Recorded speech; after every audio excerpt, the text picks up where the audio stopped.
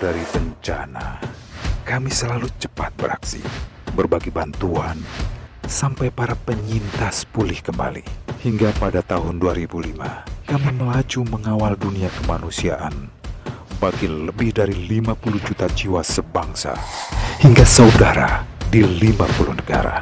Kini, setelah 15 tahun berkarya, kami kian gigih memperjuangkan masa depan peradaban dunia yang lebih baik.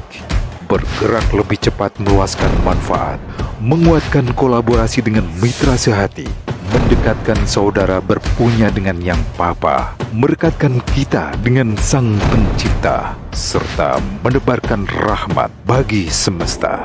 Inilah wajah baru aksi Cepat Tanggap. Mari bersama kami wujudkan peradaban dunia yang lebih baik. ACT, Aksi Cepat Tanggap. Assalamualaikum warahmatullahi wabarakatuh. Saya Sudarman Ibnu Murtada LC. Saya Andi Boni. Saya Hilmi Firdausi. Barakallah atas logo baru dari ACT ini yang kemudian akan di-launching nanti. Mudah-mudahan ini menjadi satu logo yang membawa semangat perubahan. Semoga ACT semakin bermanfaat untuk umat, baik masyarakat lokal maupun global. Mudah-mudahan dengan logo baru ini ACT mendapat spirit baru, roh baru dalam terus berkiprah di tengah-tengah masyarakat luas. Satu lembaga filantropi terbaik di Indonesia dan juga di dunia. Saya Andi Boni. Wassalamualaikum warahmatullahi wabarakatuh.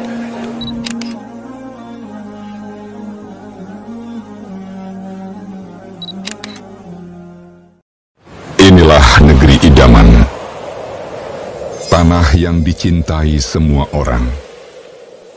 Kehadirannya disyukuri, jati dirinya dihargai, masyarakatnya adil dan makmur, pendidikannya maju,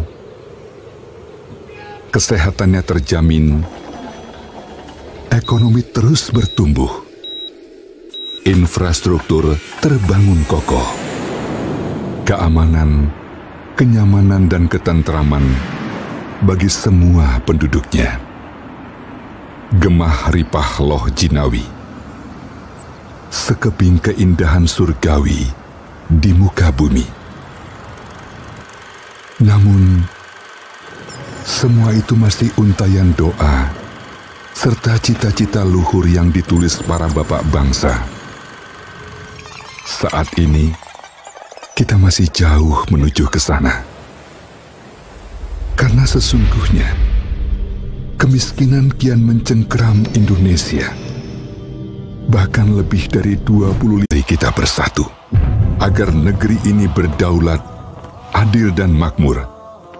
Kedermawanan bangsa yang terpatri sejak lama adalah titik temu kita. Insya Allah, menjadi solusi terbaik permasalahan bangsa, kala meyakini harta kita dan seisi dunia hanyalah setetes air yang tersisa dari satu celupan jari di atas samudra. Maka kedermawanan adalah langkah menghapus kemiskinan yang mendera jutaan saudara sebangsa, juga umat manusia di berbagai penjuru dunia. Saudaraku, mari bersatu. Kita, saya dan Anda bergerak maju menjadi Indonesia dermawan.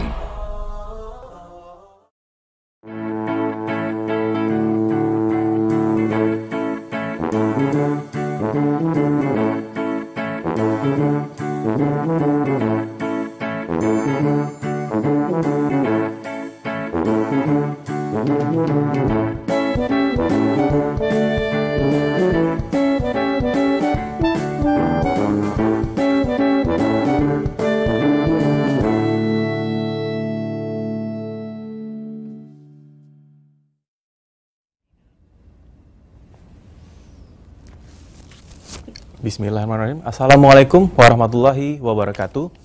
Selamat pagi kepada sahabat dermawan ASI Cepat Tanggap. Selamat bergabung kami ucapkan di program Humanity Talk bersama saya Dr. Muhammad Ridha.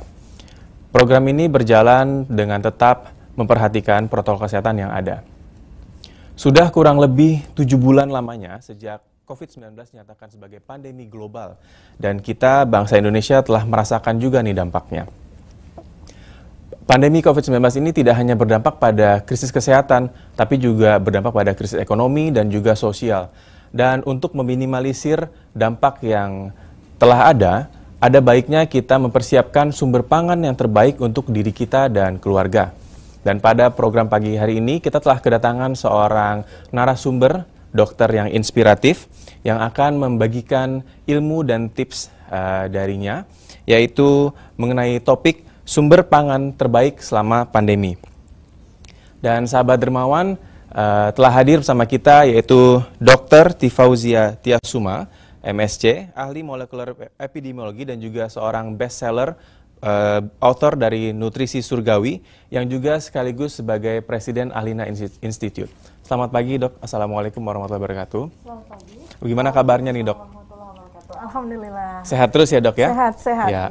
Nah di tengah-tengah ketidakpastian ini kita harus tetap selalu berpikir positif dan memiliki vibe yang positif juga Dok ya.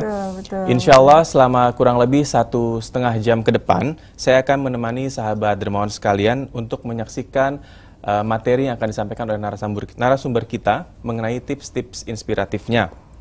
Dan tidak lupa kami ingatkan kepada para sahabat dermawan yang ingin bertanya bisa menyampaikan di kolom chat ataupun di laman-laman sosial media dari Aksi Cepat Tanggap. Kepada para sahabat dermawan telah bergabung, kami ucapkan selamat datang dan selamat menyaksikan perbincangan pagi hari ini mengenai sumber pangan terbaik semasa pandemi. Langsung saja tanpa berlama-lama nih Dok, kita persilahkan kepada para narasumber kita, Dr. Tifauzia Tiasuma untuk menyampaikan sharing inspiratifnya pada pagi hari ini. Silakan Dokter. Terima kasih Adinda Dr. Ridho. Alhamdulillah, puji syukur kepada Allah Subhanahu wa taala. Kita bisa ketemu kembali ya Dok ya untuk menambah lagi khasanah bagi umat, bagi seluruh rakyat Indonesia tentang bagaimana seharusnya kita menghadapi pandemi corona ini dengan baik. Tidak hanya sekadar kesehatan kita yang selalu terjaga, kita harapkan, tapi juga berbagai macam dampak lain yang memang kita juga sudah tahu bahwa pandemi corona ini dampaknya bukan hanya soal kesehatan saja, tapi juga berdampak multiplier effect gitu yang ya di bulan-bulan setelah 7 bulan berlalu ini kita sudah merasakan ya. Dan kita juga ya kita semua nih 274 juta rakyat Indonesia ini kan juga sangat memperhatikan berita-berita yang ada di baik di media mainstream maupun di sosial media gitu. Kemudian juga kita juga mendengarkan arah kebijakan dari pemerintah juga gitu kan. Jadi memang itulah hal-hal yang betul-betul harus kita cermati bersama. Nah, kemudian beberapa waktu yang lalu saya juga melakukan penelaahan di Ahlina Institute ya bersama dengan kami lihat hasil-hasil penelitian yang sudah di launching, sudah dipublish oleh para peneliti dunia ya bahwa sesungguhnya bagaimana cara kita untuk bisa survive gitu supaya bisa menang, bukan hanya segera survive ya Dok, tapi menang dari pandemi corona ini gitu. Itu betul harus mendasarkan kepada 3 pilar utama yang semua pihak itu harus berperan serta di situ. Pilar yang pertama tentu saja dari pemangku amanat, pemangku kebijakan dalam bentuk kebijakan yang sifatnya menyeluruh kepada seluruh rakyat Indonesia. Tentu saja di situ kebijakan yang menyentuh kepada masalah dan menyentuh kepada solusinya.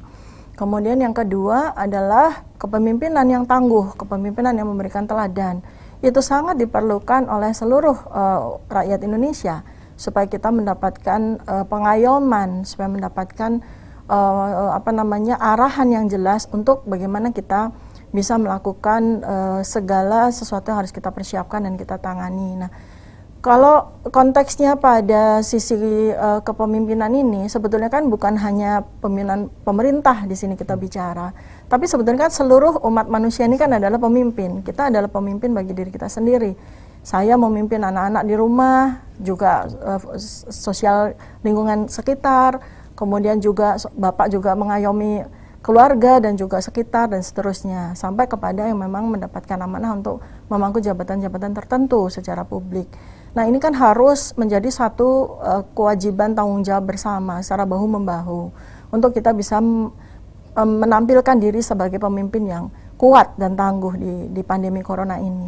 Kemudian yang ketiga, nah ini yang sangat penting dan menurut saya adalah menjadi fokus dari kita, Dr. Ridho ya, mengenai bagaimana kita itu bisa memberikan kesadaran kepada civic ya, civic artinya kepada warga negara, kepada seluruh rakyat tanpa terkecuali, bahwa kita juga mempunyai tanggung jawab untuk bisa menang melawan pandemi corona ini dengan segala aspek yang harus disiapkan gitu. Nah, jadi pada kesempatan sekarang ini saya senang sekali karena saya bisa menyampaikan buah pikiran saya berdasarkan dari penelitian yang sudah saya lakukan bertahun-tahun dan sudah saya bukukan ya, namanya Nutrisi Surgawi, dan alhamdulillah buku ini diterima dengan baik oleh masyarakat dan berkali-kali sudah dicetak ulang dalam masuk tahun kedua ini alhamdulillah, dan semua pembaca itu merasakan betul manfaatnya, bagaimana bisa mendapatkan pengetahuan secara cepat melalui buku ini dan segera bisa dijalankan, bisa diamalkan ilmunya gitu. Nah, hari ini saya ingin lebih jauh, artinya lebih skupnya saya perkecil gitu, Dok. Itu tentang gini, tentang dampak kedua setelah dampak kesehatan terkait dengan pandemi corona ini ya.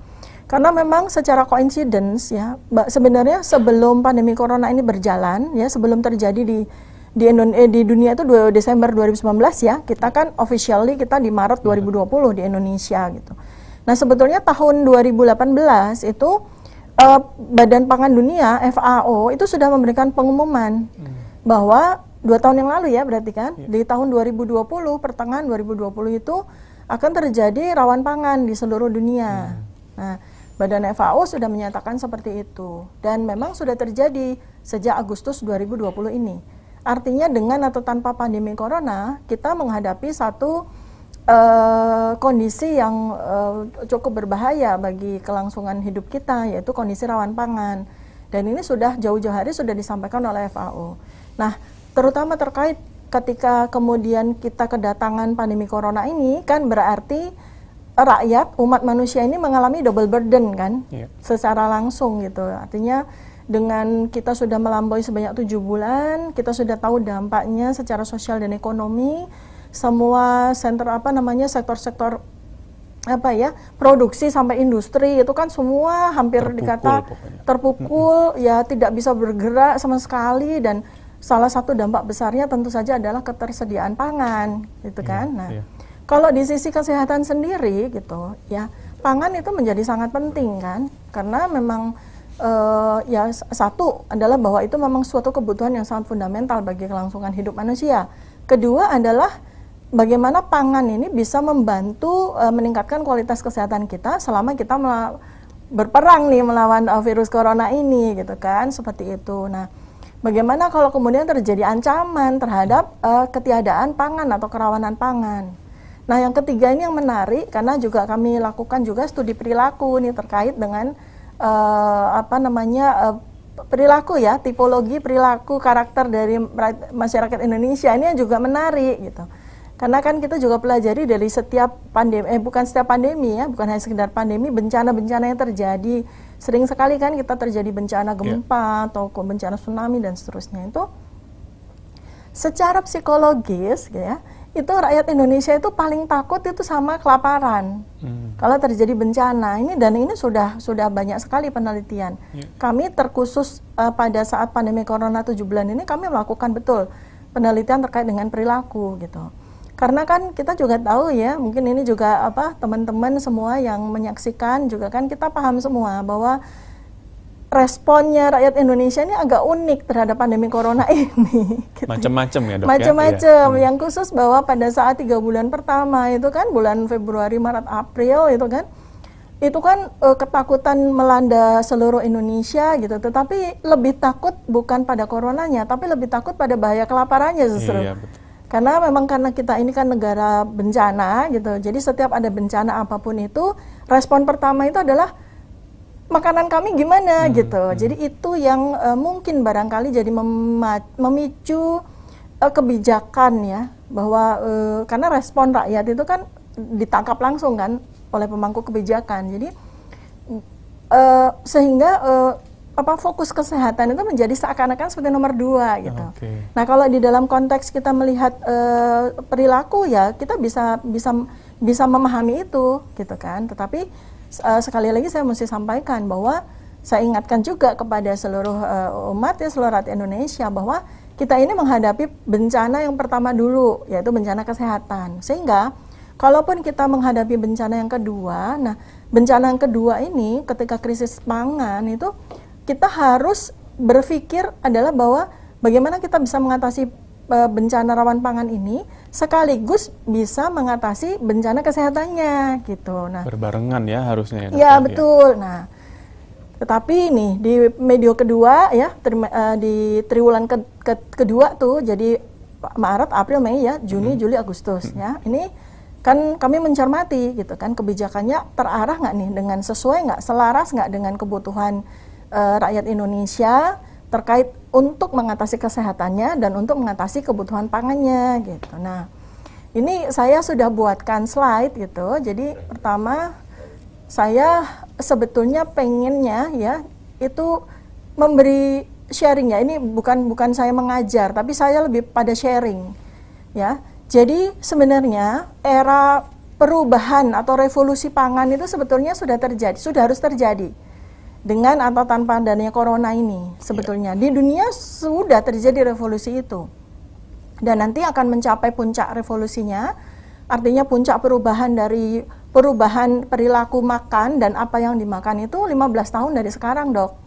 Ya, itu sudah diperkirakan. Jadi sekitar 2035 itu apa yang dimakan dan bagaimana orang atau manusia itu melihat makanannya itu sudah sangat berubah dari dibandingkan dengan sekarang gitu. Nah, namanya itu adalah era makanan fungsional. Jadi makanan yang dimakan oleh manusia 15 tahun lagi itu adalah makanan yang betul-betul dimaksudkan untuk memenuhi unsur nutrisi yang dibutuhkan untuk satu, bertahan hidup, kemudian terus tumbuh dan berkembang. Ya, ini menarik kenapa? Karena sebetulnya manusia itu sampai dengan akhir hayat itu kan masih terus tumbuh dan masih terus berkembang, terutama di level selulernya gitu. Jadi terjadi regenerasi terus-menerus.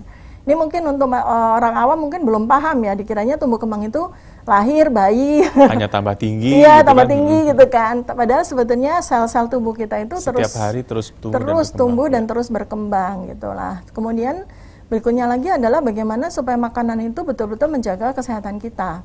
Terus terakhir, makanan berfungsi untuk menyembuhkan dan memulihkan diri manusia kalau kita mengalami persoalan kesehatan. Jadi makanan fungsional itu seperti itu. Nah, jadi dengan pemahaman makanan fungsional itu, nah kita akan lebih berorientasi apa yang kita ambil sebagai makanan itu adalah makanan yang memenuhi keempat hal ini. Kalau yang selama ini itu kan sekedar buat bertahan hidup aja nih. Ya, kita makan sekedar bikin kenyang gitu. Betul gitu. Jadi mode alert dari tubuh tuh kalau untuk bertahan hidup kan lapar gitu kan. Jadi sekedar itu. Jadi kita lapar kan berarti tubuh membutuhkan makanan nih. Karena itu kita mengambil makanan. Tapi karena konsep makanan fungsional itu belum dipahami oleh orang, maka kita cenderung ambil makanan ya sekedar untuk memenuhi rasa lapar itu. Jadi dari sisi makanan ini baru memenuhi unsur pertama untuk bertahan hidup aja.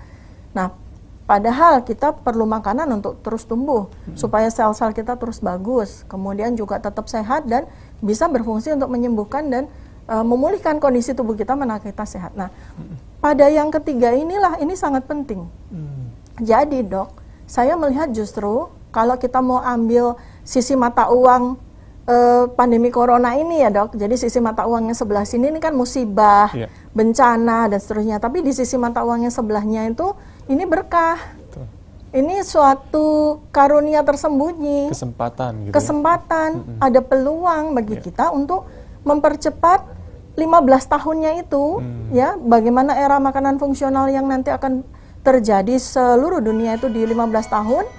Itu akan kita kebut sekarang. Iya, kita kebut sekarang justru gitu dengan suatu perubahan yang revolusioner sifatnya. Justru jadi seperti kondisi rawan pangan ini juga bagi saya sebagai orang yang menekuni bidang nutrisi menjadi satu peluang buat kita untuk mempercepat proses revolusi ini gitu. Nah, jadi pada slide berikutnya saya mau perlihatkan kenapa kita sangat perlu untuk melakukan pemahaman revolusioner terhadap sumber pangan utama. Jadi nomor satu itu pengetahuannya dulu. Jadi sumber pangan utama ya, kalau kita katakanlah kita siapkan piring gitu, siapkan piring makan seperti itu kan, harusnya itu ada dua komponen utama makanan, dua kelompok besar, yaitu yang namanya makronutrisi dan mikronutrisi gitu kan. Makronutrisi itu isinya 3 kelompok besar, karbohidrat, protein, sama lemak. Kemudian untuk mikronutrisi itu ada 3 kelompok besar juga, jadi vitamin-vitamin, mineral-mineral, dan unsur fitonutrisi. Nah seperti itu ya, antioksidan dan seterusnya.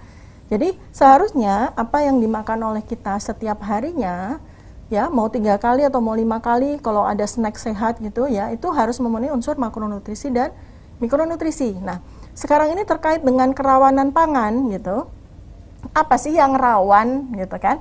Apa sih yang sudah disounding, sudah disampaikan oleh FAO 2 tahun yang lalu? Itu utamanya adalah makronutrisi, utamanya adalah sumber karbohidrat sebagai makronutrisi utama. Sumber karbohidrat nih yang diteriakkan oleh FAO sebagai rawan pangan loh, ini rawan pangan gitu, dan bukan hanya sekedar di Indonesia saja tapi di seluruh dunia. Nah, jadi kita tahu nih sumber karbohidrat utama kita tuh apa yang selama ini sudah kita kenal gitu, dan itu benar-benar sudah menjadi suatu kebutuhan utama sekali. Kalau nggak ada dia gitu ya, tuh kita lihat slide deh, kalau nggak ada dia gitu, kita coba lihat slide berikutnya, kalau nggak ada dia tuh kita rasanya tuh kayak takut sekali gitu, yaitu apa? Nasi, beras. Jadi kan ya sebenarnya karena kami udah lakukan pengkajian itu selama kurang lebih 10 tahun dengan segala bencana yang terjadi ya, dari sejak tahun 2004, 2006 dan seterusnya, itu ada beberapa bencana yang terjadi gitu. Saya bukan ingin katakanlah melihat respon dari rakyat Indonesia itu sebagai satu kesalahan, tuh enggak. Kenapa? Karena memang kita ini sudah terkondisikan kebutuhan kita akan nasi itu udah yang sangat prioritas gitu. Kebutuhan kita akan beras itu udah sangat prioritas. Itu terjadi 500 tahun yang lalu, Dok. Jadi itu dikondisikan, dibuat semacam habituasi gitu, jadi kebiasaan sampai jadi kebutuhan, dan tanpa disadari pada beberapa orang itu terjadi kecanduan gitu kan. Mulai dari sudah kebiasaan, kebutuhan, lalu sampai kecanduan ya. Saya mau bicara soal kebutuhan dan kebiasaan. Ini kita kebiasaan menggunakan sumber utama karbohidrat kita itu nasi atau beras, itu sebetulnya dikatakanlah dikondisikan itu di 500 tahun yang lalu, sekitar abad 15 tentunya. Ketika apa tuh? Ketika kedatangan Belanda nih gitu, yang kemudian menganeksasi Indonesia ini pada saat itu. Jadi setelah itulah berangsur-angsur selama 500 tahun kita kehilangan jejak terhadap sumber-sumber karbohidrat aslinya Indonesia. Jadi sumber-sumber karbohidrat aslinya Indonesia itu kehilangan jejak, kan lumayan lama ya, Dok, 500 tahun. Nah, itu juga kalau kita lihat di sisi molekuler, di sisi sel tubuh kita, itu juga molekuler kita itu juga kehilangan jejak. Jadi karena sebetulnya kita kan punya konsep namanya nutrigenomik. Jadi makanan itu harus sesuai sama gen kita kan. Artinya apa?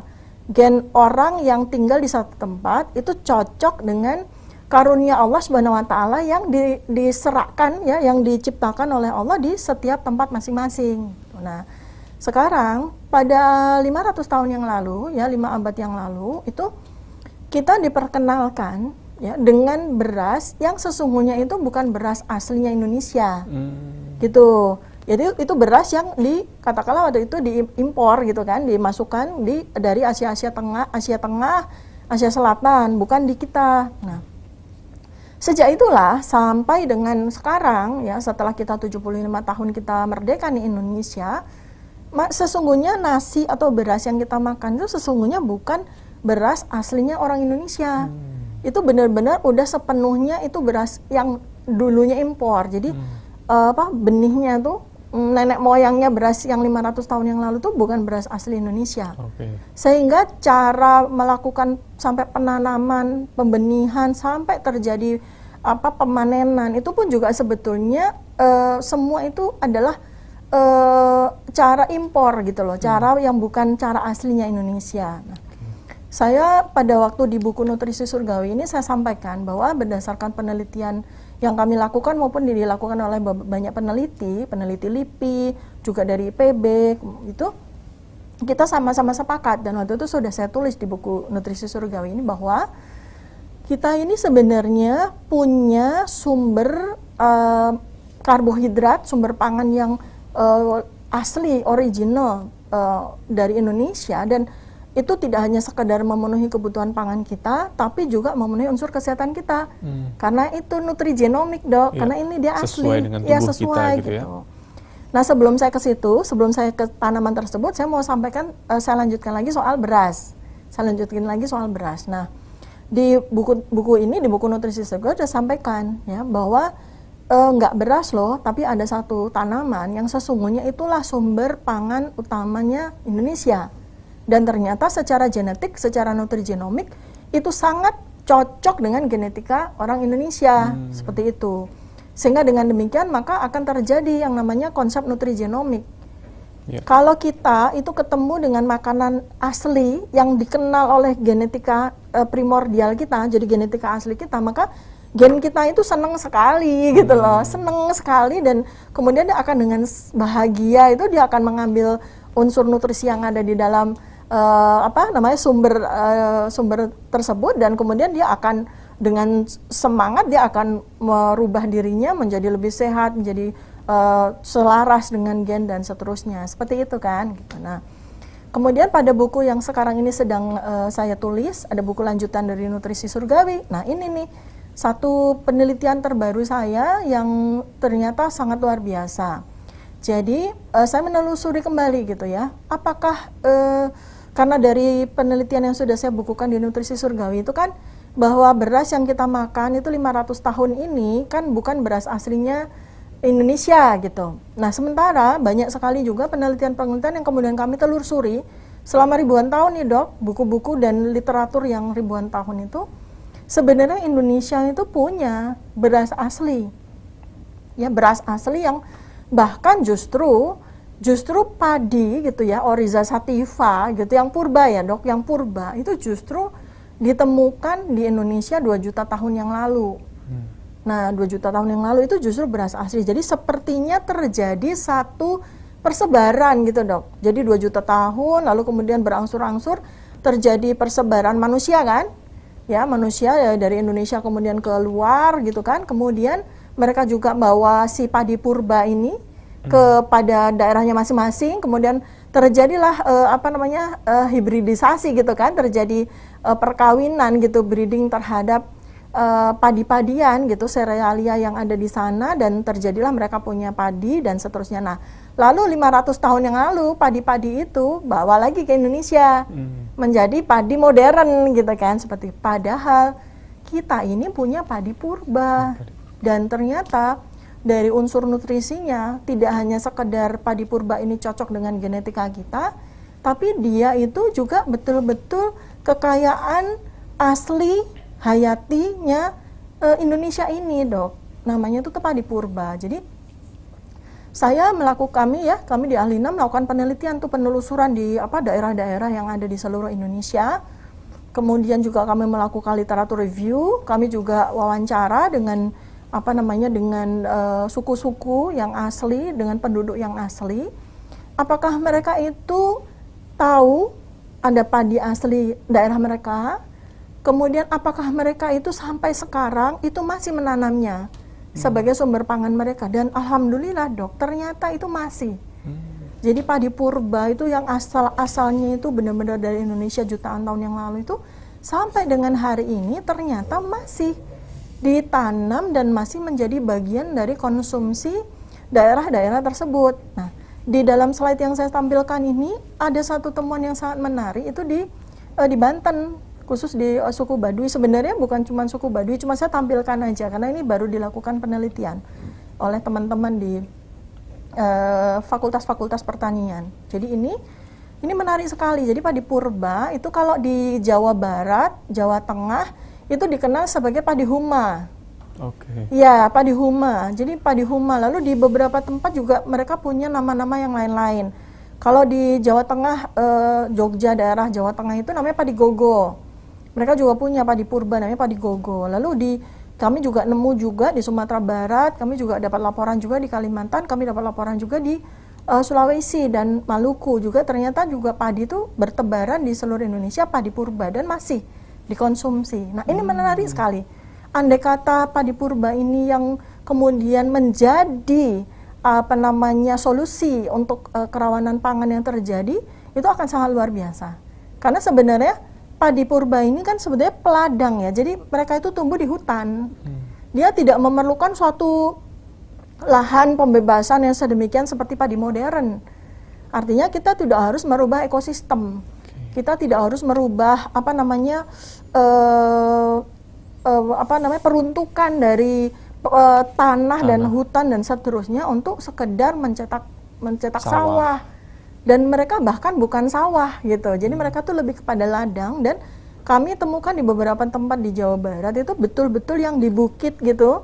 Sampai jadi lagu kan, Dok, Huma di atas bukit. Huma di atas bukit. Jadi si padi-padi purba ini ditanam sama penduduk itu di sela-sela pohon-pohon hutan-hutannya mereka gitu. Dan itu luar biasa, sangat sehat, unsur nutrisinya juga sudah diuji, luar biasa memenuhi kebutuhan tubuh kita. Dan yang seringkali ditakuti kalau kita makan nasi modern, beras modern ini, terutama karena kita kan hampir 90% itu makan nasi yang jenisnya nasi putih kan, beras putih yang sebenarnya itu udah mengalami industrialisasi ya. Sampai kemudian unsur nutrisinya itu sangat minimal dan yang tersisa tinggal gula aja kan, Dok. Nah, kalau kita bicara karbohidrat itu yang kita sangat concern itu kan dengan nilai indeks glikemiknya kan, Dok. Betul. Karena itu yang memiliki potensi untuk melahirkan kelak risiko diabetes dan seterusnya, penyakit kardiometabolik gitu. Nah, nasi putih itu kan indeks glikemiknya paling tinggi, hampir 100 ya, konversinya itu seperti gula pasir, mie putih dan roti putih gitu. Nah, tetapi kalau padi purba itu ternyata indeks glikemiknya sangat rendah. Lebih dari kurang dari 35 bahkan. Jadi ini menjadi kandidat yang luar biasa bagi kita untuk mengatasi satu tidak perlu cetak sawah, tidak perlu merubah ekosistem. Tanam aja, dan itu beberapa ini saya juga sangat tertarik sekali dengan inisiatif-inisiatif yang dilakukan oleh orang banyak ya, orang yang sudah ternyata secara naluriah gitu ya, mereka ternyata langsung berinisiatif untuk membuat, dan ini sudah banyak kalau kita googling, Dok. Padi-padi purba sekarang tumbuh di mana-mana dan ternyata bisa tumbuh di rumah, bahkan bisa tanam sendiri. Iya, bahkan bisa tanam sendiri. Nah, itu pertama. Lalu yang kedua, kita lihat lagi di slide berikutnya. Jadi alternatifnya apa atau selain padi purba? Coba kita lihat lagi pada slide berikutnya, dan ini juga luar biasanya ya. Jadi ini yang luar biasa itu adalah bahwa kita sebenarnya civic responsibility kita, itu kewajiban kita secara tanggung renteng itu ya. Jadi kita nggak usah harus nunggu dari pemerintah untuk menyediakan ketersediaan pangan itu gitu. Karena sumber karbohidrat yang selama ini kita lalaikan, atau kita tidak paham ya, bukan kita lalaikan, kita nggak paham bahwa sebenarnya ada sumber karbohidrat luar biasa yang sangat mudah untuk ditanam, tidak perlu harus kemana-mana, bahkan sekarang ini bisa di pot, yaitu pisang. Nah, pisang ini juga kan luar biasanya kan tertulis dalam Al-Quran ya, di Quran Surat Waqiah ayat 27-31, bahwa pisang, banana, ini adalah tumbuhan yang bahkan tumbuh di surga. Dan berdasarkan penelitian yang kami lakukan, pisang itu termasuk tumbuhan pertama kali yang ada di bumi. Unsur nutrisinya sangat luar biasa. Dan dia sebenarnya karena selama ini kita tempatkan sebagai buah, kita nggak hirau bahwa dia sebenarnya adalah bisa menjadi sumber karbohidrat. Jadi pisang itu nggak cuma buahnya, buah untuk dimakan sebagai buah meja. Dia bisa diolah menjadi tepung, yang akhirnya bisa menjadi sumber karbohidrat kan. Kemudian dia diolah bahkan batang pisangnya aja betul bisa. Bahkan batang pisangnya pun itu juga bisa menjadi sumber makanan fungsional yang sangat luar biasa. Jadi dari sebatang pohon pisang itu, dari ujung sampai akar itu semua bisa dimanfaatkan secara kesehatan maupun untuk fungsional yang lain.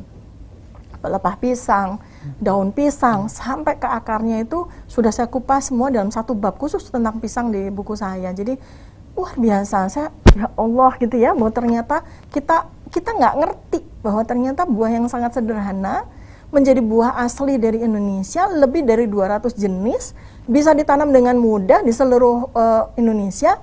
Nggak usah harus bikin ladang, nggak usah bikin kebun, ditanam di pot pun sekarang bisa, itu bisa. Jadi kita sebenarnya nggak usah khawatir.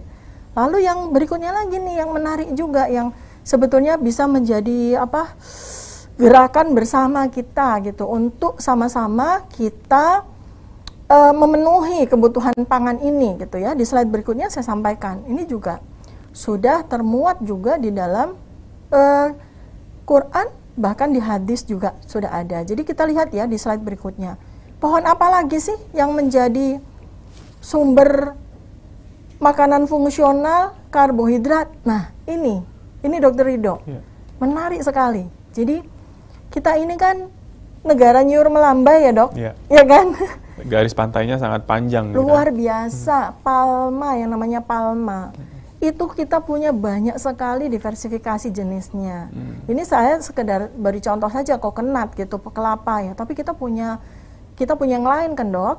Punya aren, punya siwalan, macam-macam, banyak sekali yang sebetulnya itulah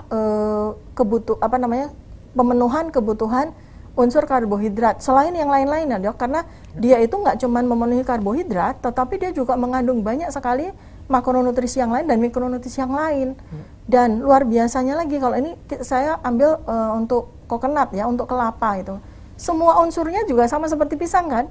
Semua bisa dipakai gitu. Bahkan air yang ada di dalam buahnya aja itu luar biasa manfaatnya dan unsur nutrisinya.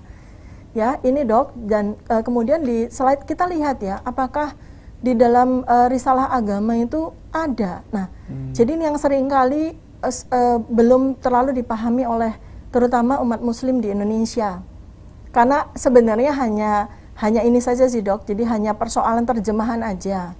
Jadi di dalam Al-Quran itu kan ada 22 ayat yang menyebutkan tentang palma.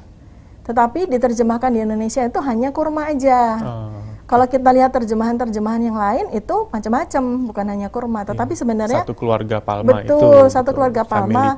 Iya, jadi kalau Indonesia itu dapatnya kelapa, dapatnya aren, dapatnya ini. Di Mediterania tergantung lokasi berarti ya. Betul, di Arab dapat kurma seperti itu. Nah, kemudian ini luar biasa, pada hadis riwayat Tirmizi 3464 ya, kita bisa cek. Itu Rasulullah Shallallahu Alaihi Wasallam menyebutkan bahwa kita nanti akan ketemu loh di surga itu tanaman palma gitu. Nah, kalau terjemahan bahasa Indonesianya di situ kurma. Gitu. Jadi sebetulnya dimaksud sama beliau itu adalah palm tree, macam-macam. Nah, kita lihat lagi nih yang terakhir ini, yang menarik sekali ya. Jadi ternyata ada satu, selain kelapa dan teman-temannya, itu ada satu keluarga palma yang sesungguhnya itulah sumber pangan yang sangat luar biasa, yang menurut saya ini layak untuk dipikirkan dengan masak-masak. Yaitu apa? Pohon sagu. Satu, pohon sagu itu pohon asli Indonesia.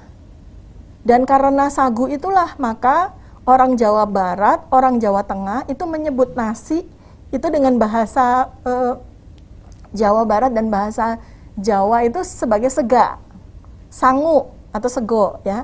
Itu karena ini sebenarnya adalah jejak sejarah tentang pangan Indonesia sebelum 500 tahun yang lalu. Nah, sekarang kalau kita bicara soal rawan pangan di Indonesia ini masih ada ya, setelah era Belanda itu yang pohon sagunya dibabat, pohon kelapanya dibabat, kemudian tanami sawah ya, beras gitu. Kita masih tersisa berapa? 1,4 juta hektar pohon sagu. Itu hasilnya itu 35 juta ton karbohidrat. Sementara kebutuhan karbohidrat nih Indonesia itu hanya 30 juta ton. Artinya apa? Sebetulnya dengan kita punya kebun sagu yang sekarang ini masih ada 1,4 juta, itu sebenarnya kebutuhan karbohidrat kita terpenuhi.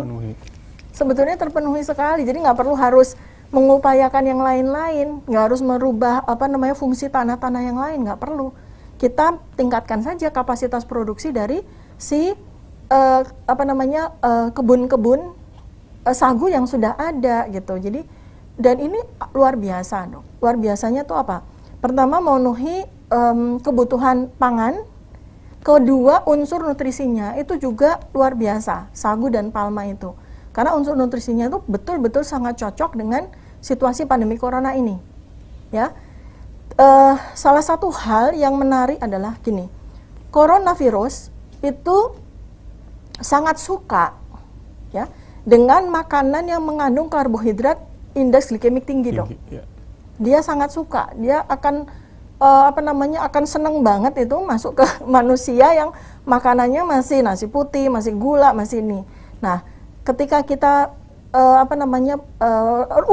ketika kita ubah gitu sumber karbohidrat kita yang isinya itu ya itu tadi indeks glikemik tinggi kan, Dok, beras, kemudian gula dan seterusnya, kita ubah dengan palma, kemudian alternatifnya dengan pisang, kemudian dengan sagu, itu udah selesai sih soal kesehatan dan soal pangan kita itu sebenarnya udah selesai tanpa harus merubah apapun yang ada di Indonesia.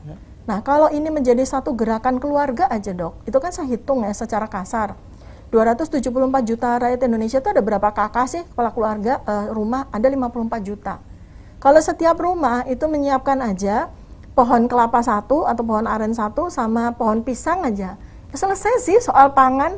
Pemenuhan sehari-harinya sudah tercukupi. Betul, udah selesai. Nah, sagu tinggal silahkan pemerintah mengenhance ya, meningkatkan kapasitas produksi dari pohon sagu. Selesai sih, kita nggak usah harus tergantung dibanding sama impor beras lagi, nggak usah. Kita tinggal merubah aja pola pikir dan ilmu pengetahuan dari rakyat Indonesia, udah selesai sih urusan kita gitu. Iya, betul. Begitu, Dok, yang bisa saya sampaikan buat pemantik diskusi kita siang ini. Masya Allah ini Dr. Tifa, terima kasih atas penyampaian materinya. Ini sangat menarik ini, Dok ya. Jadi tadi Dr. Tifa sudah sampaikan di awal bahwa kita sudah ada pergeseran kebutuhan dari yang tadinya pemenuhan pangan itu hanya untuk sekedar mengenyangkan, sekedar memenuhi rasa lapar, tapi lebih ke arah sekarang fungsional ya. Jadi kita lebih mencari makanan-makanan yang memang memberikan dampak kesehatan untuk diri kita sendiri dan juga untuk mungkin memberikan fungsi-fungsi lainnya. Tadi menarik juga mengenai padi huma, mengenai pisang, mengenai pohon kelapa dan lain sebagainya. Nah, tapi di segmen berikutnya kita akan membahas lebih jauh mengenai bagaimana sih cara mengolahnya, ya Dok ya, ataupun bagaimana cara kita bisa mendapatkannya. Seperti kita ketahui bahwa sagu ini kan menjadi konsumsi utama di Indonesia bagian timur ya. Timur sampai sekarang. Apakah kita bisa mengolahnya juga dengan metode-metode lain? Nanti mungkin kita akan bahas lebih lanjut di sana. Dan tidak lupa kami ingatkan juga kepada para sahabat dermawan yang ingin menyampaikan pertanyaan dapat menyampaikan di kolom chat di YouTube maupun di kanal-kanal sosial media lainnya. Dan kita akan kembali pada segmen berikutnya masih di Humanity Talk.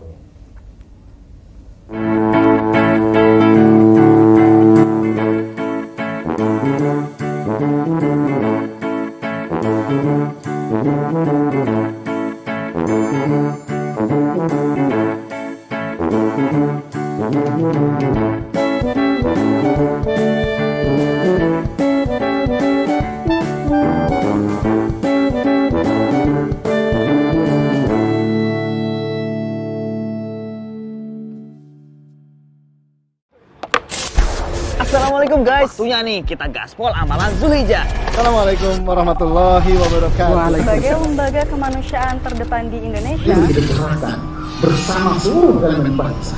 Cabut. Yalla. satu-satunya hal yang mereka minta ke saya itu kami mau belajar Islam. Assalamualaikum warahmatullahi wabarakatuh. Jangan tinggalin saudara kita.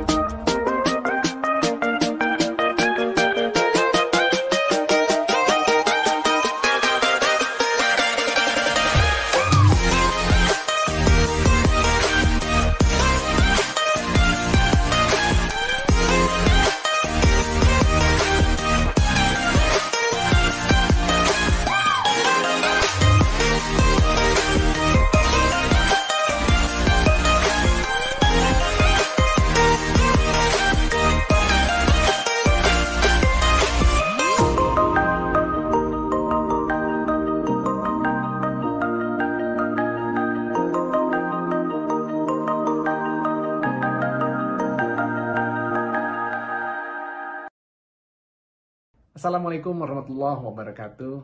Senang sekali selama bertahun-tahun ini Saya beberapa kali berkesempatan gabung bersama ACT di acara kemanusiaan. Salah satunya di Lombok pada saat gempa beberapa tahun lalu. khusus pada hari ini. Saya mengucapkan selamat atas logo barunya. Semoga dengan logo baru ini ACT makin semangat lagi untuk membantu sesama, nggak cuma di Indonesia tapi di luar negeri. Selamat untuk logo baru ACT. bersama kita bisa. Assalamualaikum warahmatullahi wabarakatuh.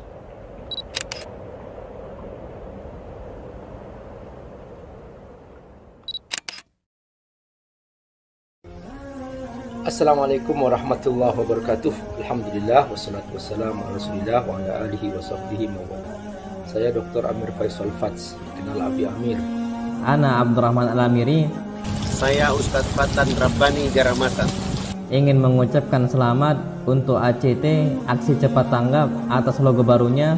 Insya Allah dengan logo baru ini visi misi ACT semakin nampak bahwa ACT merupakan lembaga kemanusiaan yang bervisi peradaban. Karena ACT punya visi menyapa seluruh manusia di atas bumi. Dengan logo yang baru, keberkahan menemani kita. Dengan logo yang baru, ridho bersama kita. Berbagai macam persoalan kemanusiaan di muka bumi untuk memberikan solusi. Inilah yang dibawa ACT. Semoga Allah berkahi ACT dan semoga semakin besar. Assalamualaikum warahmatullahi wabarakatuh.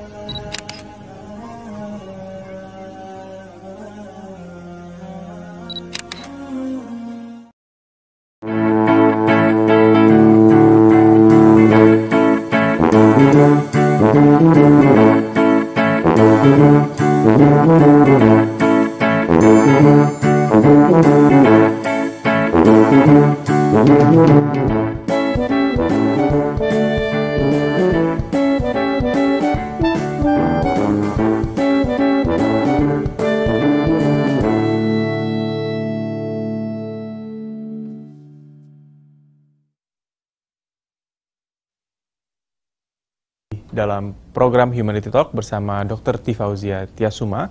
Dan sebelum memasuki segmen berikutnya, kita akan lebih ke interaktif bertanya nih dok ya.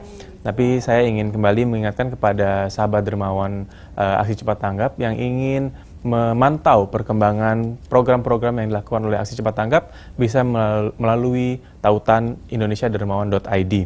Dan baiklah, di segmen ini kita nanti akan menampilkan pertanyaan-pertanyaan dari para sahabat dermawan. Tapi sebelumnya saya ingin menanyakan pertanyaan saya sebelumnya nih dok.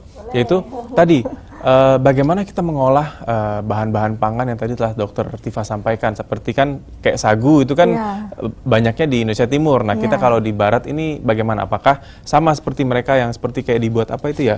Papeda gitu kan? Itu. Ya, bagaimana tuh? Ya sebenarnya sih gini. Jadi kalau kita bicara soal pengolahan supaya menjadi mudah diterima gitu, selain kan ini berarti kan harus ada suatu revolusi indera perasa juga, karena kita udah terbiasa dimanjakan oleh rasa nasi yang enak kan, udah enak, manis pula, pulen wangi gitu ya. Terus kemudian kita mesti merubah ya secara pelan-pelan. Nah, sebenarnya untuk banyak ahli teknologi pangan dan gizi itu sudah membuat berbagai macam eksperimen untuk mendekatkan sumber pangan karbohidrat alternatif ini, termasuk diantaranya adalah sagu, supaya mudah diterima oleh konsumen, oleh masyarakat. Jadi kalau di Google sih sebenarnya udah banyak sekali yang namanya disebut sebagai beras analog. Beras analog kalau di pasaran ya, beras analog. Nah, beras analog salah satu sumbernya adalah sagu. Nah, saya karena sagu ini memang sumber pangan asli Indonesia, saya sangat menyarankan untuk beras analog yang diambil itu yang sagu. Nah, jadi bentuknya itu udah hampir seperti beras juga gitu. Ya, hampir tapi seperti beras bahannya juga. Sagu gitu ya. Ya, tapi itu bahannya sagu. Itu satu. Lalu kedua juga kenapa nggak kita juga coba eksplor kekayaan kulineri Indonesia, dan kami sudah lakukan juga itu dok, pengkajian tentang kekayaan kulineri Indonesia berbasis sagu. Jejak-jejaknya sih sebenarnya masih ada sampai sekarang kok, Dok.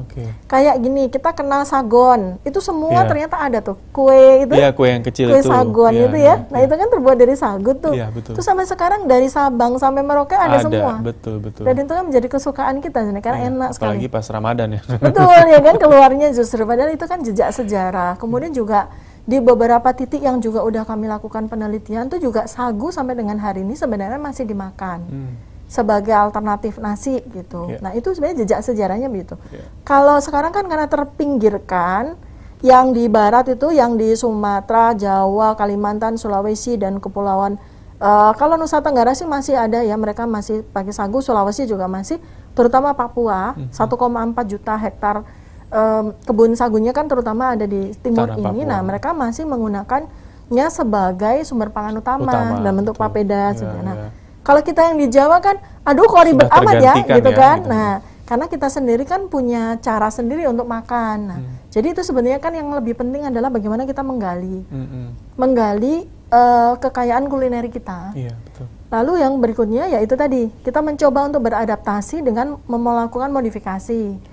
Misalnya dicampur dulu deh gitu. Jadi kita kan udah biasa dengan beras. Nah, campur-campur lah 50% beras, 50% beras sagu misalnya gitu. Jadi seperti itu. Lalu ada juga cara saya Dok untuk mengajarkan kepada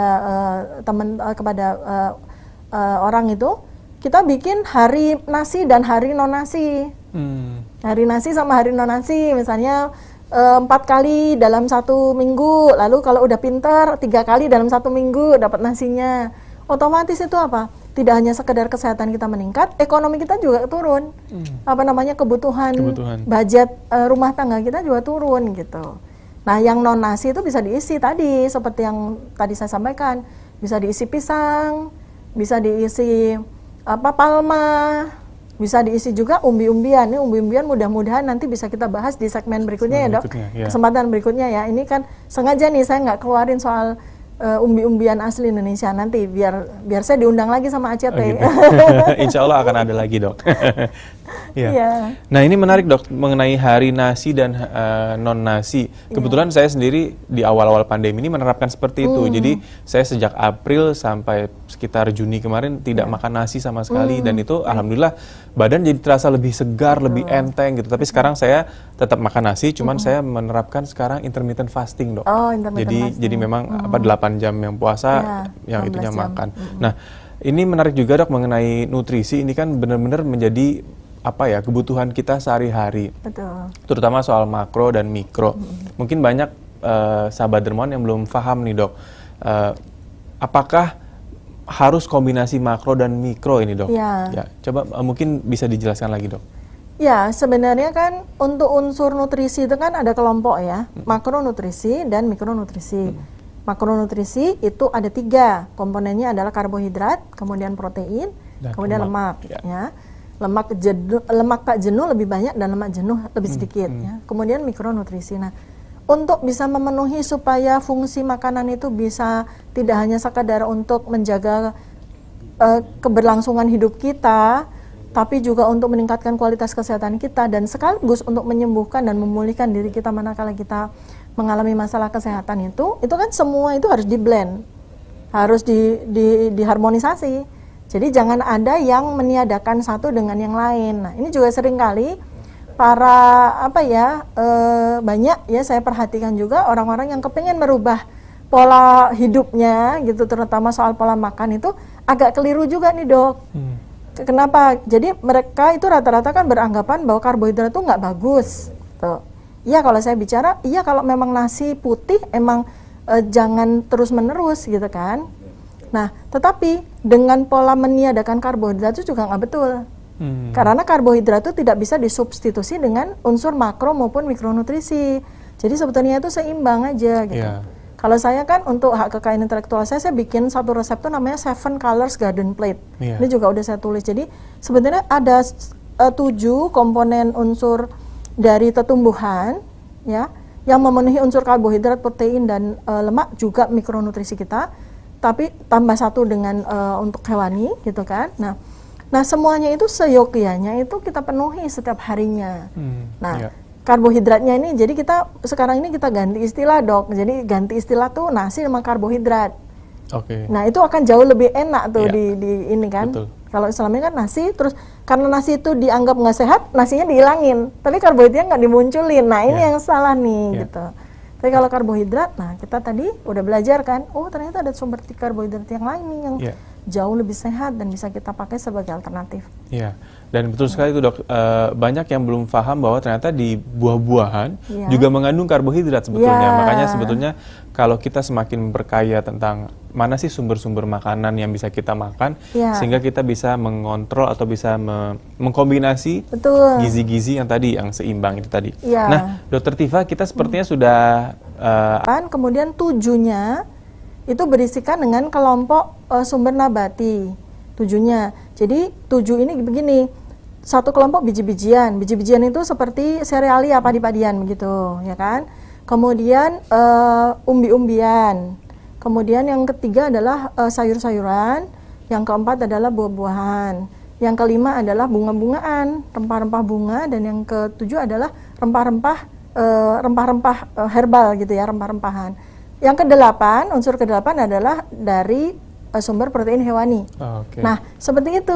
Nah, kalau dihitung, ini kan kami sudah, saya sudah bikin penelitiannya itu, kalau dihitung, kalau semua itu unsur dipenuhi dan kemudian kita bagi aja menjadi 3 kali kita makan gitu ya, seperti itu. Tapi saya sarankan untuk pagi itu jangan semuanya. Kalau pagi itu kita hanya perlu sebenarnya protein, kemudian buah atau sayur seperti itu. Nah, yang lengkap itu di siang dan sore. Nah, kalau kita isi plating kita itu dengan benar, artinya semua komponen itu bisa masuk, kemudian juga herbal-herbal atau rempah-rempahan dan bunga-bungaan itu kita jadikan sebagai minuman gitu, minuman yang mengandung antioksidan yang terbuat dari bunga-bungaan dan rempah-rempahan sebetulnya. Nah, plating kita itu terisi kurang lebih sekitar 1.300 sampai 1.500 kalori. Nah, kita nggak usah harus hitung-hitungan lagi tuh, udah enak sekali tuh menggunakan konsep 7 Colors Garden Plate itu, Dok. Begitu ya Bu Nining ya, mudah-mudahan karena memang kalau hitung-hitungan kan memang ada nih panduannya, mesti berapa persen karbohidrat, berapa persen protein, itu mungkin akan sulit gitu kan. Tapi kalau misalnya kita sederhanakan tadi dengan tadi Dr. Rifa kita bagi 8 platingnya, itu akan lebih memudahkan mungkin ya, karena untuk yang hitung-hitung biar saja mungkin ahli nutrisi yang bisa menghitung ya, Dok ya. Oke. Nah, apakah kita ada pertanyaan berikutnya? Masih dari ini Ibu Dwi atau ya mungkin ya Ibu Dwi. Domisilinya di Jakarta. Pertanyaannya, bagaimana cara menjaga imunitas pada anak-anak, Dok? Apakah makanan yang dikonsumsi anak-anak sama dengan orang dewasa atau ada yang harus dilebihkan pada porsi anak-anak selama pandemi ini? Ya, ini pertanyaannya sangat menarik ya, Dokter. Jadi satu tuh soal anak-anak. Apakah anak-anak itu menjadi bagian yang memiliki risiko dibanding dengan populasi yang lain? Iya. Jadi anak-anak masuk dalam populasi rentan dan ini sudah banyak sekali penelitiannya. IDAI juga bahkan sudah sampaikan juga kan bahwa panduan untuk IDAI, kata Dokter Anak Indonesia, bahwa anak-anak itu adalah individu yang rentan. Kenapa? Karena mereka itu mampu untuk menampung virus, viral load mereka tuh 10 sampai 100 kali lipat dibanding sama individu dewasa. Gitu. Nah, oleh karena itu maka kita betul-betul harus menjaga anak-anak supaya betul-betul bisa terhindar dari pertemuan dengan orang seminimal mungkin. Nah, ini juga sekaligus juga saya ingin sampaikan kepada rakyat Indonesia bahwa alangkah sangat kita harus benar-benar bersyukur atas peraturan yang membuat anak-anak sementara kita lindungi di rumah dengan cara bersekolah di rumah. Itu adalah berkah, bukan suatu katakanlah suatu hal yang sangat ujian untuk orang tua mungkin. Iya, ujian untuk orang tua sih gitu. Nah, terkait soal imunitas, jadi sebenarnya ketika masa udah selesai 6 bulan ASI eksklusif untuk bayi itu 6 bulan ya ASI eksklusif, kemudian udah mulai masuk pengenalan kepada makanan disebut pemberian makanan tambahan kepada bayi itu kan sampai usia 2 tahun ketika giginya udah relatif lengkap. Nah, pada saat itu kan secara bertahap sudah anak-anak itu sebaiknya diperkenalkan dengan 7 Colors Garden Plate itu sebagai cara mereka belajar untuk mendapatkan memori-memori terkait dengan sumber makanan yang kelak akan menjadi makanan mereka. Jadi jangan sampai terlambat karena ini juga sangat penting. Jangan sampai keduluan makanan-makanan instan masuk ke dalam memori. Kan kita tahu kan makanan instan itu serba rusak dan serba salah rasanya kan, sehingga nanti kode memori yang masuk ke dalam ingatan pencecapan dari anak itu akan keliru. Padahal Allah Subhanahu wa Ta'ala itu selain mengkaruniakan kita dengan 7 kelompok atau tumbuhan alam semesta ini, mengkaruniakan juga dengan kelezatan asli, alami dari setiap kelompok atau tumbuhan yang ada itu. Nah, seyogyanya anak-anak pada masa dini, pengenalan pertama mereka kepada makanan itu udah diperkenalkan. Juga jangan campur-campur. Ini juga termasuk revolusi juga yang saya sampaikan pada ibu-ibu. Jadi jangan campur-campur gitu ya. Kalau zaman dulu kan gitu ya. Kalau kita lagi bikin makanan, misalnya sayur bening bayam gitu kan, itu biasanya kan ada bayam, ada labu kuning, ada apa, terus di blender gitu kan. Seperti itu. Nah, ini kan jadi meniadakan rasa satu dengan yang lain. Biarkan aja bikin pure bayam, bikin pure labu kuning, bikin pure umbi, supaya mereka kenal. Sebenarnya mereka tuh hanya perlu punya direktori yang cukup lengkap terhadap makanan. Nah, nanti setelah gigi mereka lengkap, mereka bisa makan seperti kita, ya kita akan mulai perkenalkan pas 2 tahun itu ya, lengkap selengkap yang kita makan. Itu. Jadi memang kombinasinya dari vitamin dan lain sebagainya itu sesuai aja gitu kan dengan. Cuman saya teringat dengan ucapan salah satu guru saya nih, Dok, bahwa anak-anak itu bukanlah dewasa yang kecil gitu. Jadi memang mereka punya kebutuhannya masing-masing gitu. Dan apa yang disesuaikan dengan tadi usia perkembangannya, apakah masih bayi, apakah balita ataupun batita tadi. Ya, kita akan lanjutkan ke pertanyaan berikutnya ya, Dokter Tifa ya. Dari Pak Wawan mungkin ya, domisilinya di Jakarta. Pertanyaan, makanan apa yang baik dikonsumsi oleh lansia di atas 50 tahun, baik makro maupun mikronutrisinya? Iya Pak Wawan, ini pertanyaan menarik. Pasti Anda kaitannya dengan pandemi corona nih. Iya betul. Karena yang lagi kan lansia dirumahkan nih, maksudnya nggak boleh keluar-keluar. Jadi makanannya apa nih yang cocok mungkin, Dok? Betul. Lansia kan individu populasi yang rentan ya, termasuk dari komorbid. Lansia di atas usia 55 tahun itu, betul. Nah, tapi gini, sebenarnya saya itu sudah membuat suatu kunci yang sangat mudah untuk dipahami dan sudah sangat mudah untuk dilaksanakan. Itu yang 7 colors garden plate itu. 7 ragam warna dan 7 ragam jenis unsur nabati, warna-warni, kelengkapannya terpenuhi, insya Allah itulah yang menjadi bahan baku, sumber yang terbaik untuk bisa menghidupkan imunitas di dalam tubuh manusia gitu. Apa sih sebetulnya imunitas kita itu? 85% itu kan disumbangkan oleh jasad rinik, flora usus, mikrobiota yang di dalam pencernaan kita ini, mulai dari mulut sampai pembuangan.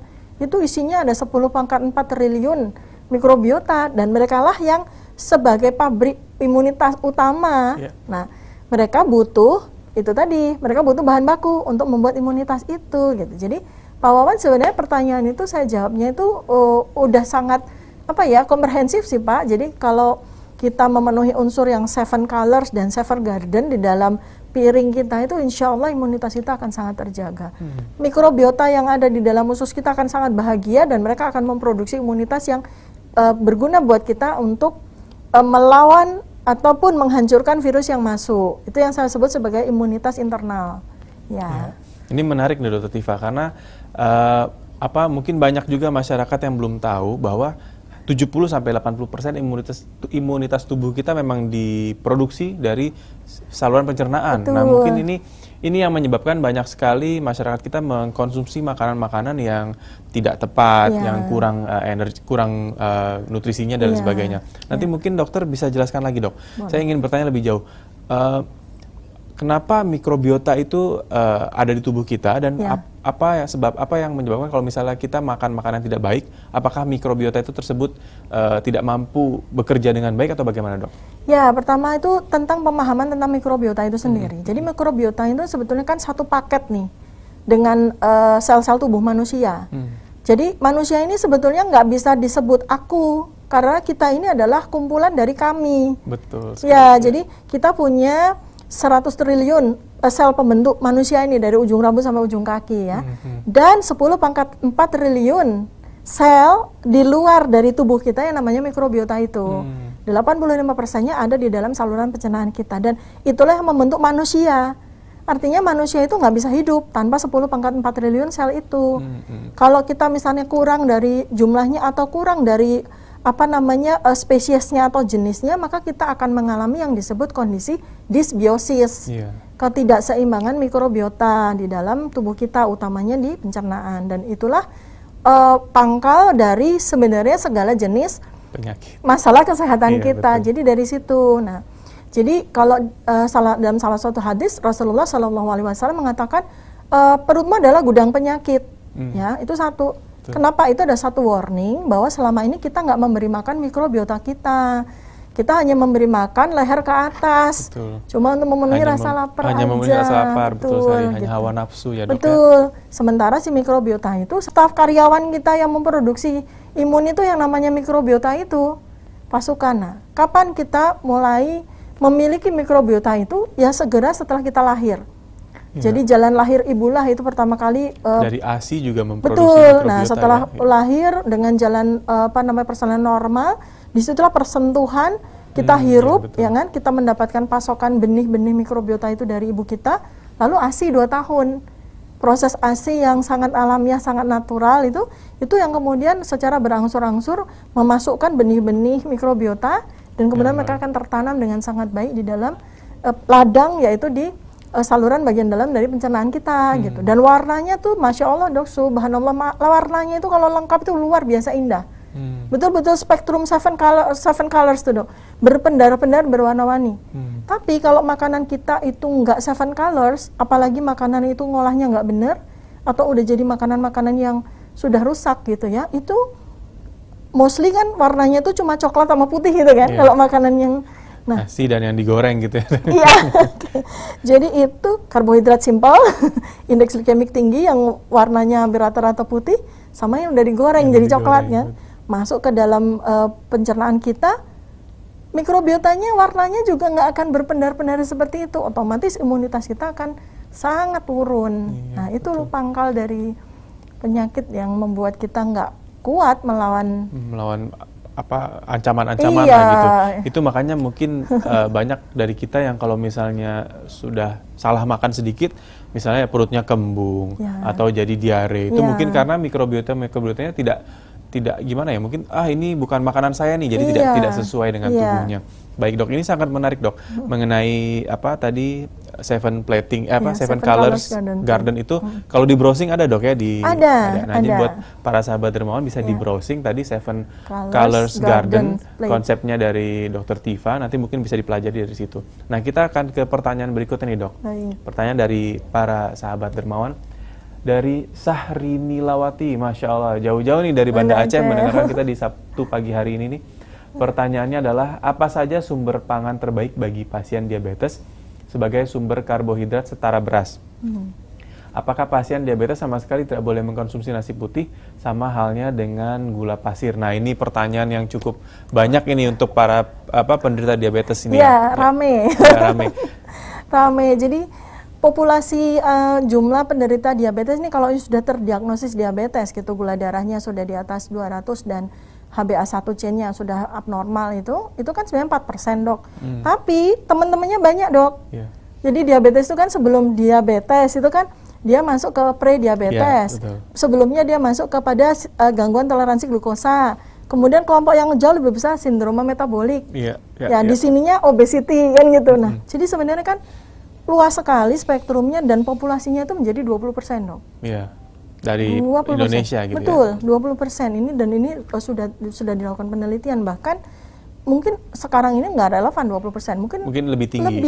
Memang. Dan ini salah satu tantangan kita di kedepannya memang adalah penyakit-penyakit tidak menular seperti diabetes dan darah tinggi. Kardiovaskuler, iya, Dok. Nah, ini juga di dalam buku saya sebelumnya yang Body Revolution itu saya kupas betul-betul sangat mendalam tentang 5 yang saya sebut sebagai maladies. 5 penyakit yang merusak multi organ gitu, kelompok metabolik seperti diabetes dan obesity, kelompok kardiovaskuler, kemudian cancer, kemudian imun defisiensi, kemudian mental health, neurodegeneratif itu masuk di dalam yang kami sebut sebagai maladies. Nah, Kalau kita kaitannya sama corona, ini yang paling berbahaya itu adalah soal metabolik. Iya, di sini adalah diabetes. Karena virus itu menyerang metabolisme kita. Betul, dia menyerang di situ. Kemudian terjadi apa? Ada double inflammation storm peradangan, gitu kan, ya, badainya itu. storm. Iya, karena metaboliknya itu udah decrease, udah disorder, udah damage. Nah, saya jawab Ibu Syahrinilawati, jadi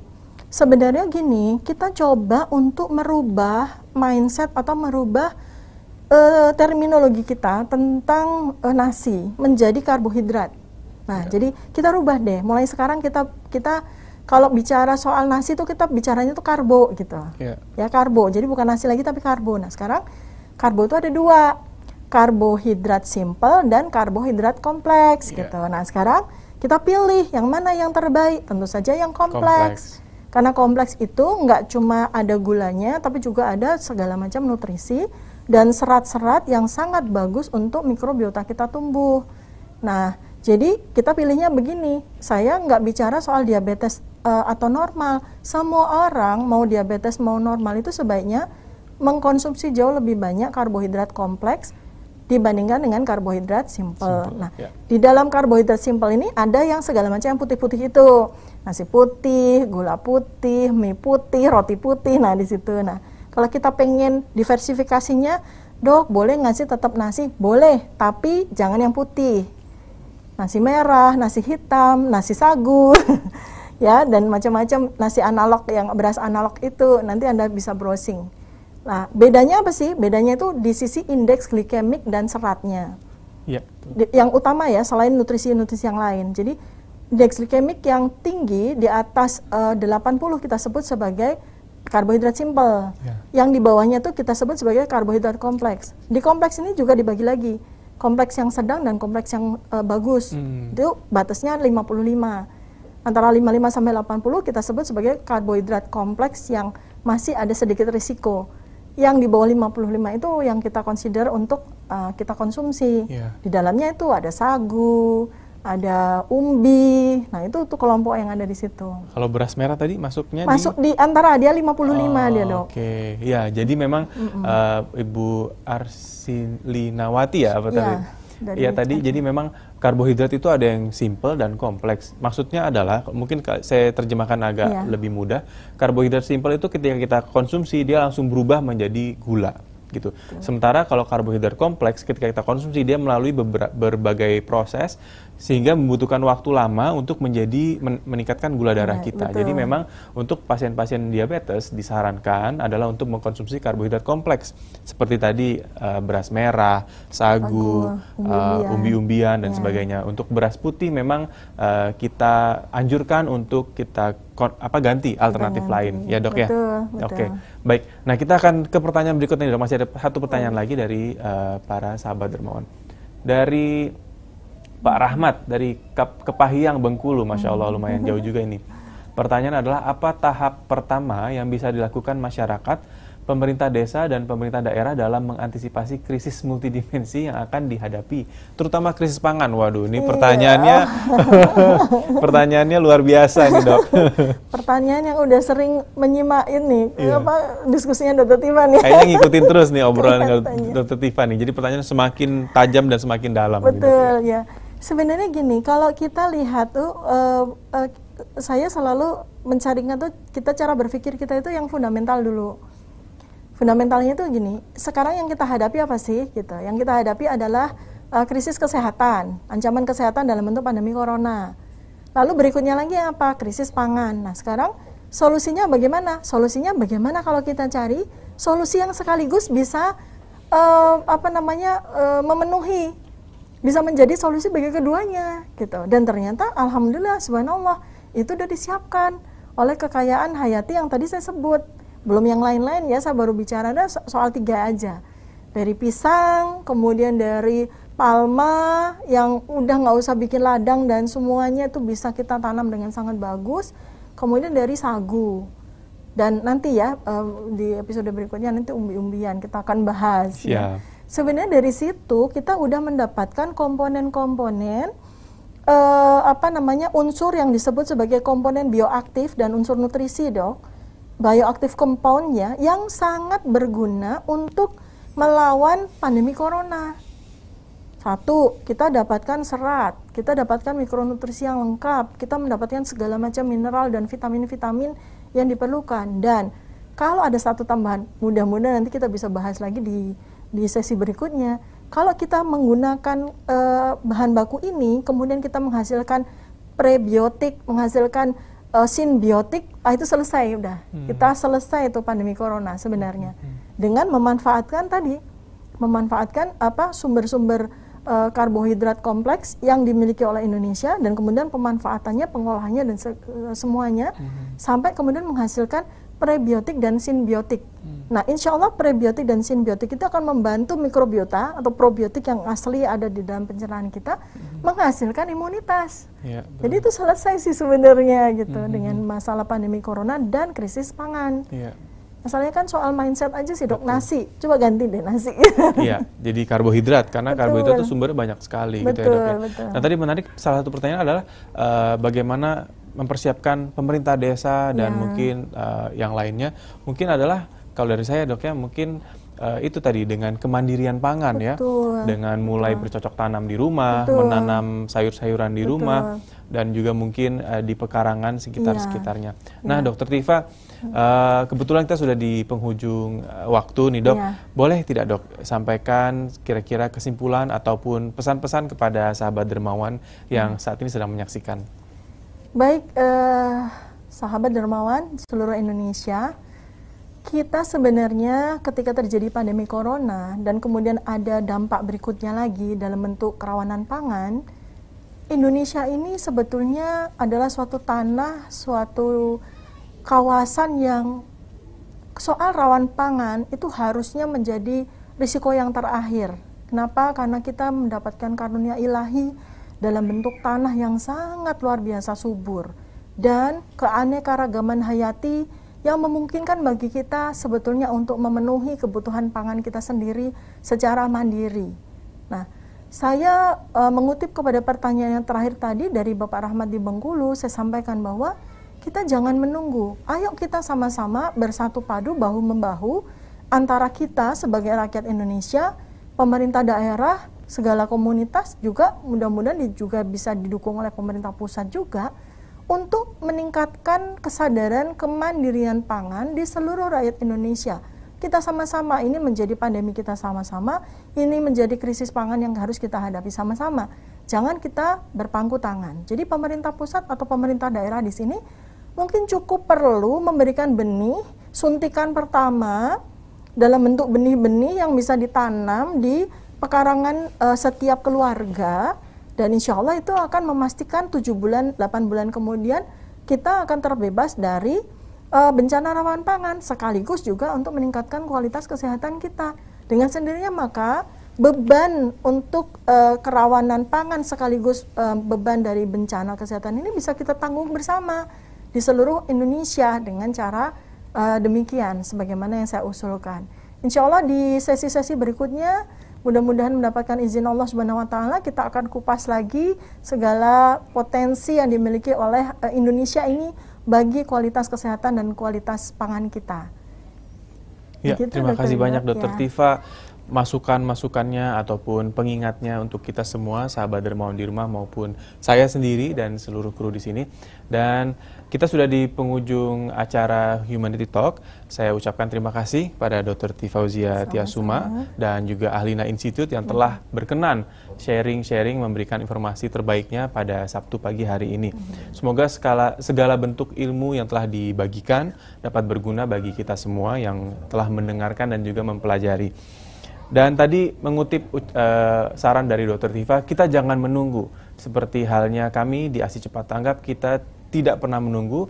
Kita ingin mengajak para sahabat dermawan untuk ikut di gerakan kita, yaitu Bangkit Bangsaku. Dan bisa juga selalu update pergerakan-pergerakan kita di tautan www.indonesiadermawan.id. Di sana para sahabat dermawan bisa melihat program-program apa sajakah yang sedang kita lakukan dan kita laksanakan untuk bangsa Indonesia dan juga masyarakat global.